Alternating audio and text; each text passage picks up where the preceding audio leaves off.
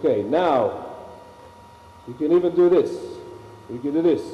Don't do it next to the dog, huh? Give us a big round of applause. Thank you very much. Very Nulis. Is this magic or is this science? Science. Very good. Thank you very much. Give me back my... Tuomaristo valitsi tiedeshow-kilpailun voittajaksi tohtori Molekyylin. Esitys on syntynyt israelilaisen näyttelijän Ori Veilin ja Jerusalemissa sijaitsevan Bloomfield-tiedemuseon yhteistyönä. Tohtori Molekyylin esitys täyttää kaikki ne vaatimukset, jotka EU on asettanut käynnissä olevalle tieteen elävöittämisprojektille. Perusideana on se, että tiedettä halutaan tuoda lähelle ihmistä. Tiede aika monien mielestä jotenkin kuulostaa ankaralta ja kaukaiselta, mutta eihän se sitä ole. Tiede on tavattoman hauskaa, tiede on lystiä ja tiede on elämyksiä.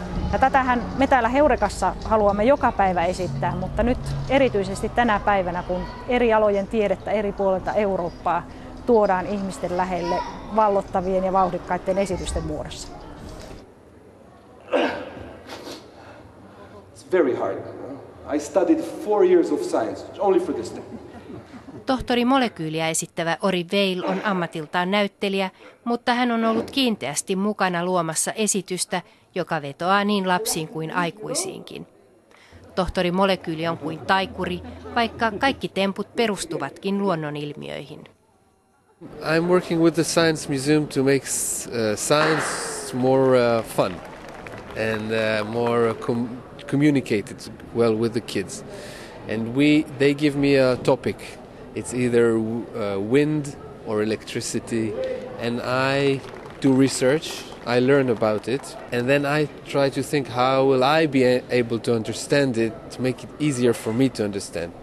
And then I make it into a show. And the show today is all about things you can do at home. And now, will you please count? 1, 2, 3, 4.